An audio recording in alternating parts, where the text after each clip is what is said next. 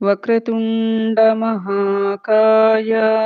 सूर्यकोटि समप्रभ निर्विघ्नं कुरु मे देव सर्वकार्येषु सर्वदा गुरुब्रह्मा गुरुर्विष्णुः गुरुर्देवो महेश्वरः गुरुः साक्षात् परब्रह्मा तस्मै श्री गुरवे नमः। सरदा सरदाम्भोजा वदना वदनाम्बुजे सर्वदा सर्वदास्माकं सन्निधिः सन्निधिं क्रियात्। ఓం గం గణపతయే నమః. సద్గురవే నమః. శ్రీ మహాసరస్వత్యై నమః. మూక పంచశతి మనం ఆర్యాశతకం రీత్యా నేడు 16వ శ్లోకం నుంచి 30వ శ్లోకం వరకు చెప్పుకోవడానికి ప్రయత్నం చేద్దామమ్మా. అమ్మవారి ధ్యానం చేసుకుందామా.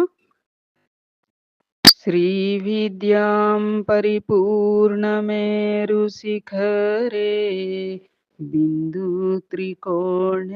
स्थितां वागीशादिसमस्तभूतजननीं मञ्चे शिवकारके कामाक्षीं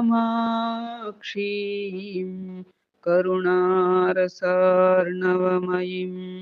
कामेश्वराङ्कस्थितां कान्तां चिन्मयकामकोटिनिलयां श्रीब्रह्मविद्यां भजे। ఏకాంబరేశ్వర సహిత శ్రీ కామాక్షీదేవ్యై నమః. 16వ శ్లోకం ఆరంభించుకుందామా అమ్మా. మధురధనుషా మహీధర జనుషానం దామి సురభిబాణజుషా చిద్వపుషా కాంచీపురే కేళిజుషా బంధుజీవకాంతిముషా. చెరుకు విల్లు పువ్వులు బాణములుగా ధరించినది, బందూక పుష్పాల కాంతిని అపహరించే గొప్ప చైతన్య శరీరం కలిగినది, కాంచీపురంలో ఆటలాడుకునేది, పర్వతరాజు హిమవంతునికి కూతురుగా పుట్టినది అయిన కామాక్షీదేవిని చూచి ఆనందిస్తున్నాను. శ్రీమాత్రే నమః. మధురస్మితే నరమతే మంసలకుచభారమందగమనేన మధ్యే కాంచిమనో మే మనసి సామ్రాజ్యగర్వబీజేన. ఆ కాంచీనగరం మధ్యలో మధురమైన చిరునవ్వుతో ప్రకాశించేది, ఉన్నతమైన కుచాల బరువుతో నెమ్మదిగా నడుస్తున్నది, మన్మథుని సామ్రాజ్యానికి గర్వకారణమైన బీజంలా ఉన్నది అయినటువంటి కామాక్షీదేవితో నా మనస్సు రమిస్తోంది, ఆనందిస్తోంది. ధరణిమయీం తరణిమయీం పవనమయీం గగనదహనహూతృమయీం అంబుమయీమిందుమయీం అంబామనుకంపమాదిమామీక్షే. ఆ పవిత్ర కంపానదీ తీరంలో భూమి, సూర్యుడు, వాయువు, ఆకాశం, అగ్ని, యజమాని, జలం, చంద్రుడు అనేటువంటి అష్టమూర్తి రూపిణిగా వెలుగొందే ఆదిమాతని చూచుచున్నాను. లీన స్థితి ముని హృదయే ధ్యానస్థిమితం తపస్యదుపకంపం పీనస్తనభరమీడే మీనధ్వజతంత్ర పరమతాత్పర్యం. ఆ పంపానదీ తీరంలో తపస్సు చేస్తూ మునుల హృదయాలలో లీనమైన స్థితి కలిగినది. నిశ్చలంగా ధ్యాన స్థితిలో ఉన్నది. ఉన్నతమైన బరువైన స్తనాలు కలిగినది. మన్మథ తంత్రానికి పరమ తాత్పర్యంగా కనిపించేది. తాత్పర్యం అంటే అసలు పైన చెప్పుకున్నటువంటి భావార్థాలకి తాత్పర్యం అంటే దాని సారాంశం. అట్లాంటిది పరమ తాత్పర్యంగా కనిపిస్తోందిట. ఎవరికి? ఏ విధానికి? మన్మథ తంత్రానికి పరమ తాత్పర్యంగా కనిపించేది. అంటే అంత సుందరమైనది అన్నట్లుగా. శ్రీమాత్రే నమః. అటువంటి కామాక్షీదేవిని స్తుతిస్తాను అని. శ్వేతామంధరహసితే శాతామధ్యే చ వాङ्मनोतीता सीतालोचनपातेः పీతాకుచసీమ్ని సరస్వతీ మాత. నిత్య స్వరూపిణి అయిన ఆ కామాక్షి మాత చిరునవ్వు తెల్లగా ప్రకాశిస్తుంది. నడుము సన్నహా ఉంటుంది. ఆమె చూపులు చల్లగా ఉంటాయి. ఆమె కుచసీమ ఉన్నతంగా కనిపిస్తుంది. అలాంటి దేవి స్వరూపం మాటకి, మనస్సుకి అందనిది. పురతః కదానుకరవై పురవైరివిమర్ధపులకితాంగలతాం పునతిం కాంచీదేశం పుష్పాయుధవీర్యసరసపరిపాటీం.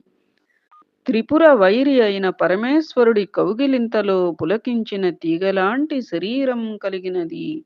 త్రిపుర వైరి అంటే త్రిపురాసుర సంహారం చేశారు కదూ పరమేశ్వరుడు. అందుకని త్రిపుర వైరి అయిన పరమేశ్వరుని కౌగిలింతలో పులకించిన తీగలాంటి శరీరం కలిగినది.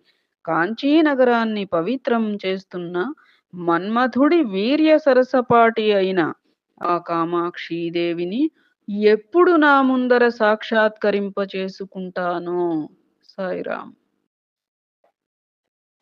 పుణ్యా కాపి పురంధ్రీ పుంఖితకందర్ప సంపదా వపుషా పులినచరీకంపాయాః పురమథనం పులకనిచుళితం కురుతే.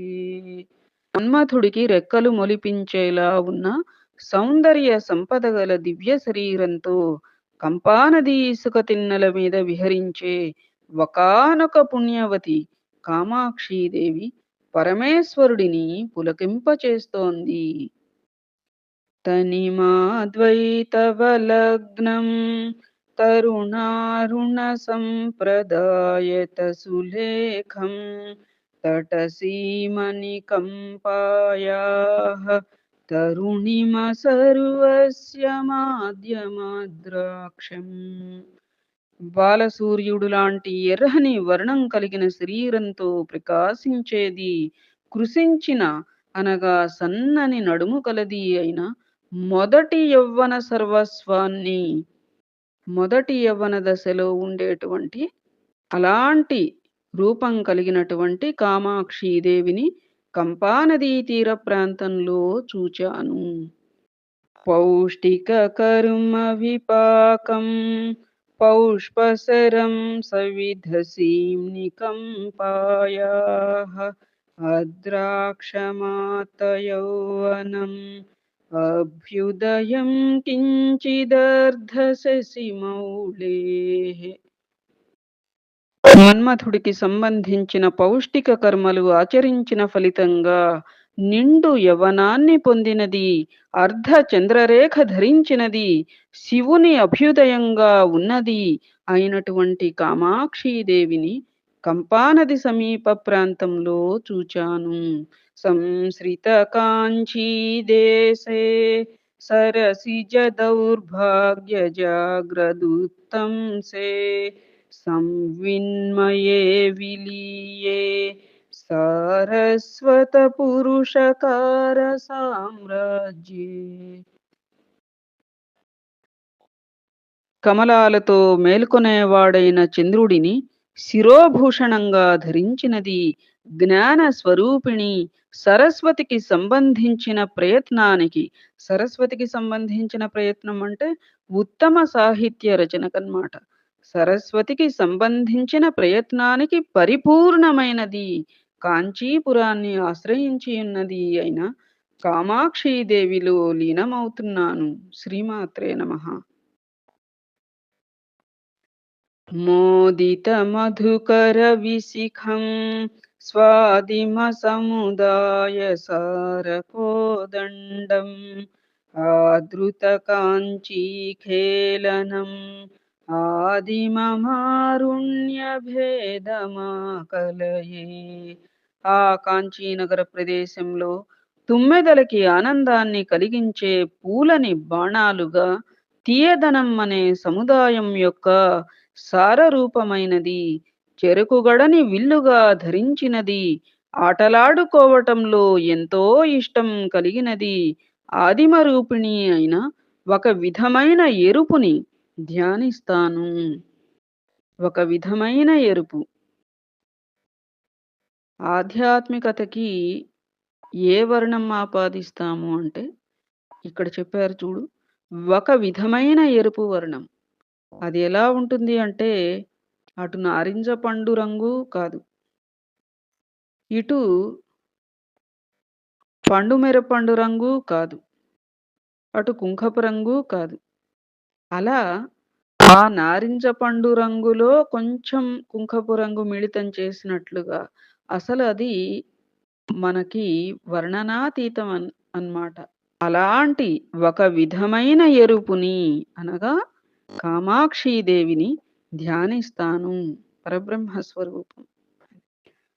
పురరీకృతకాంచీపురీం ఉపనిషదరవిందకుహరమధుధారాం పున్నమ్రస్తనకలసీం ఉత్సవలహరీముపాస్మహే శంభోః.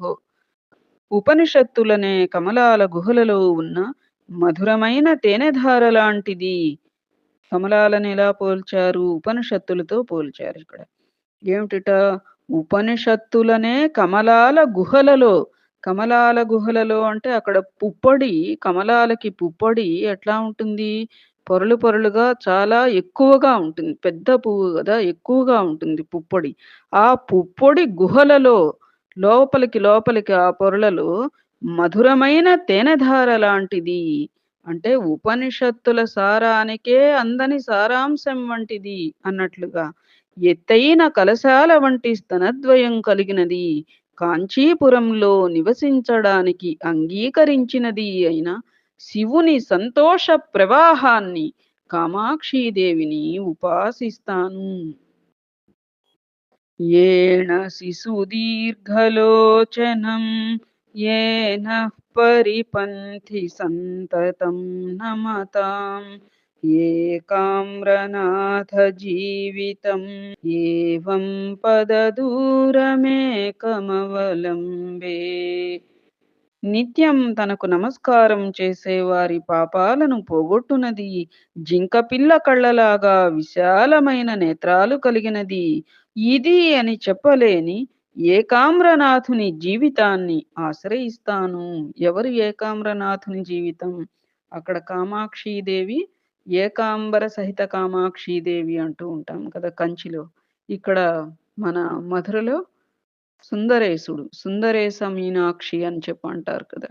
అట్లా ఏకామ్రనాథుడి జీవితం అంటే పరోక్షంగా కామాక్షీదేవిని ఆశ్రయిస్తాను అన్నట్లుగా.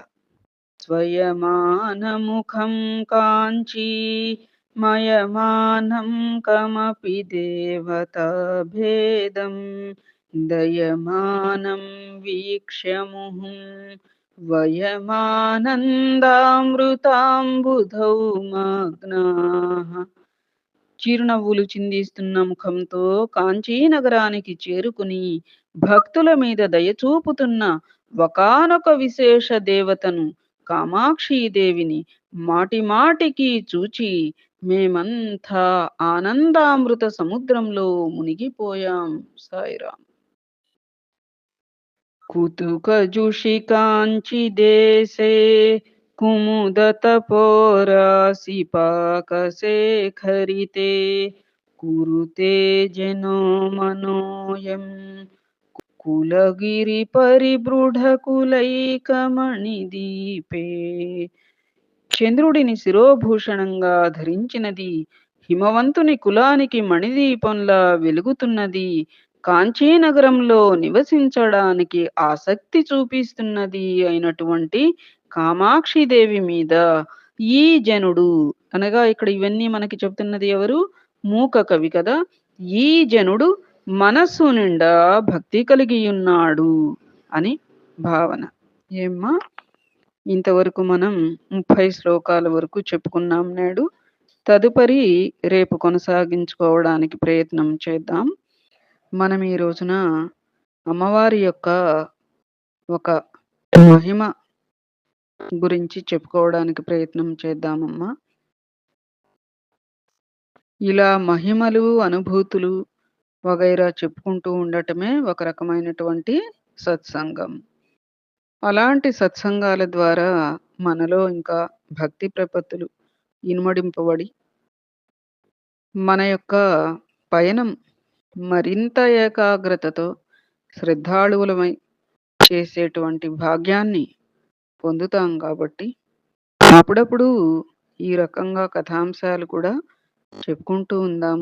ఏమ్మా, ఎటు పారాయణ ఆడియో ఒక అర్ధగంట లోపే ఉంటుంది కాబట్టి మనం ఆ పాటి సమయం కేటాయించుకుందాం. ఏమ్మా, అది. శ్రీమాత్రే నమః. ఏమిటి అంటే,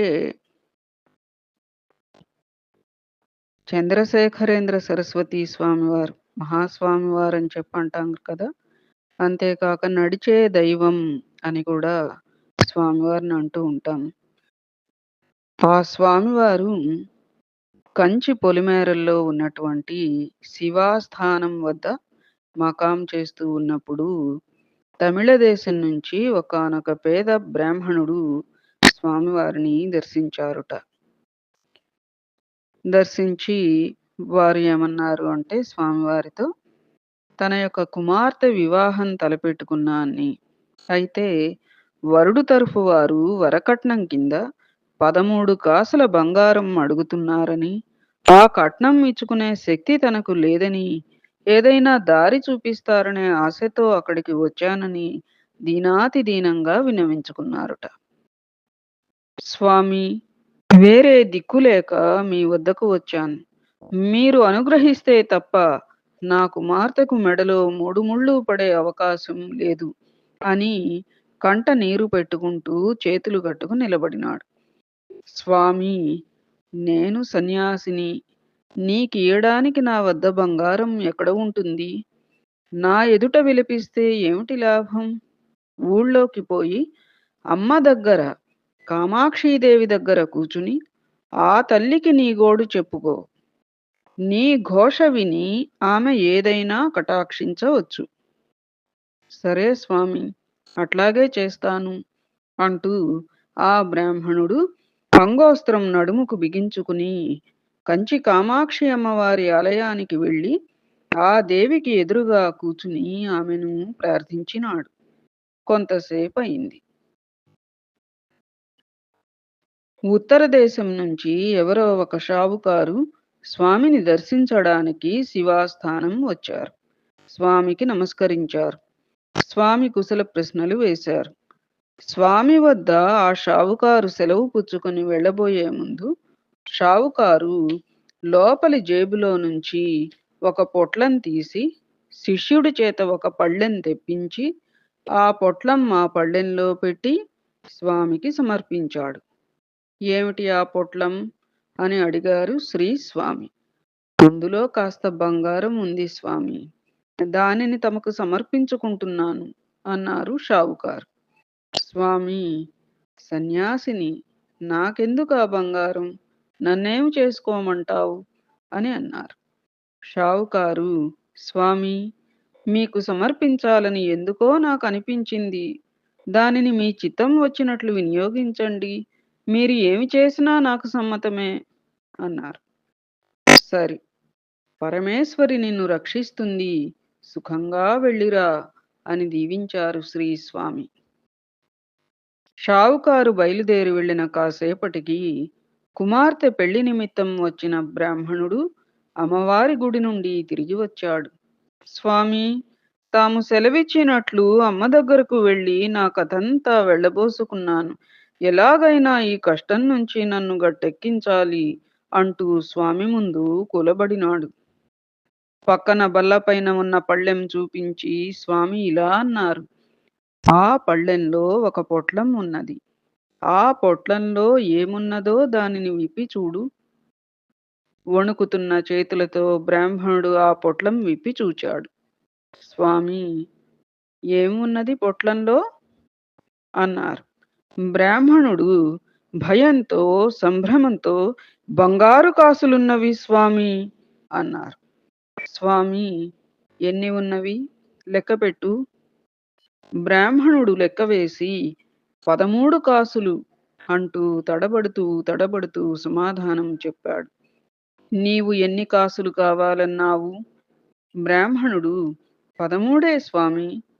స్వామివారు సరే సరే, అవి తీసుకువెళ్ళి నీ కుమార్తె యొక్క వివాహం చేసుకో అన్నారుట. చూసారా అమ్మా? బ్రాహ్మణుడు ఆనంద భాష్పాలతో అనుగ్రహం స్వామి, పరమానుగ్రహం అంటూ స్వామి పాదాలకు సాగిలపడినాడు. ఇక్కడ ఈ కథాంశం ఎంత అద్భుతంగా ఉందమ్మా! మగపెళ్లివారు 13 కాసులు కావాలని అడగటం, స్వామివారు వెళ్ళి ఆ యొక్క అమ్మవారిని అమ్మ దగ్గర నీ గోడు వెళ్ళబోసుకో అని పంపడం, అతను తిరిగి వచ్చేలోపుగానే ఒక షాహుకారు వచ్చి కరెక్ట్‌గా పొట్లం, ఆ పొట్లంలో 13 కాసులే పెట్టి స్వామివారి శిష్యుని ద్వారా పళ్ళెంలో స్వామికి సమర్పించడం, ఇవన్నీ కూడా ఎంత అద్భుతంగా ఉన్నాయో కదా!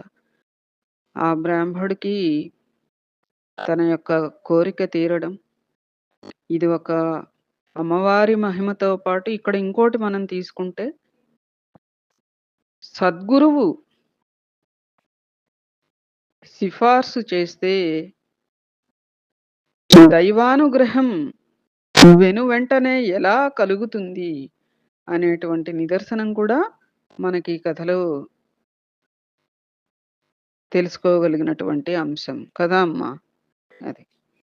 ఈ ప్రకారంగా మనం నేడు మూక పంచశతి 16-30వ శ్లోకాల వరకు చెప్పుకోవటమే కాక, ఒక చిన్న మహిమ కూడా అమ్మవారి పరంగా చెప్పుకున్నాం. తదుపరి రేపు కొనసాగించుకోవడానికి ప్రయత్నం చేద్దాం. జై శ్రీరామ్. సద్గురవే నమః. శ్రీమాత్రే నమః. ఓం నమః శివాయ. సర్వే జనా సుఖినో భవంతు. సమస్త సన్మంగళాని సంతు. లోకా సమస్తా సుఖినో భవంతు.